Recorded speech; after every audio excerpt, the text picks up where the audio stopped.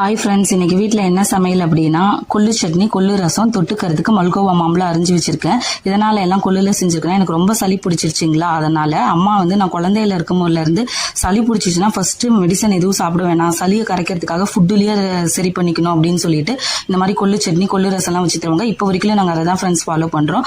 கொள்ளு சட்னி அரைக்கிறது ரொம்ப ஈஸி தான். ஃபர்ஸ்ட் நம்ம ஒரு டம்ளர் கொள்ளை நல்லா வறுத்துட்டு அதை குக்கர்ல போட்டுட்டு ஒரு 5 விசில் விட்டுட்டிங்கன்னா நல்லா வெந்துடும். அதை வடிகட்டி கொள்ளை தனியாக வச்சுக்கலாம். இதுக்கிடையில் என்ன பண்ணுறோன்னா, நம்ம வானலியில் 6 பல் பூண்டு, 3 வரமிளகாய், 10 சின்ன வெங்காயம், 1 ஸ்பூன் சீரகம், 1 ஸ்பூன் மிளகு, இதை நல்லா பொன்னிறமாக வறுத்துட்டு அந்த மிக்சி ஜாரில் வேக வச்ச கொள்ளோட இதை நம்ம வறுத்ததையும் சேர்த்து நல்லா நல்லா கொரன்னு நல்லா கெட்டியாக அரைச்சிட்டோன்னா கொள்ளு சட்னி செம்ம டேஸ்ட்டாக ரெடி ஆகிடும். அந்த இருத்து வச்சோம்ல நம்ம தண்ணி, அதில் கொள்ளு ரசம் வச்சுக்கலாம் ஃப்ரெண்ட்ஸ். ஸோ கொள்ளு ரசமும் கொள்ளு சட்னியும் சாப்பிட்டா எப்பேற்பட்ட சளியாக இருந்தாலும் கரைஞ்சிடும் தானே.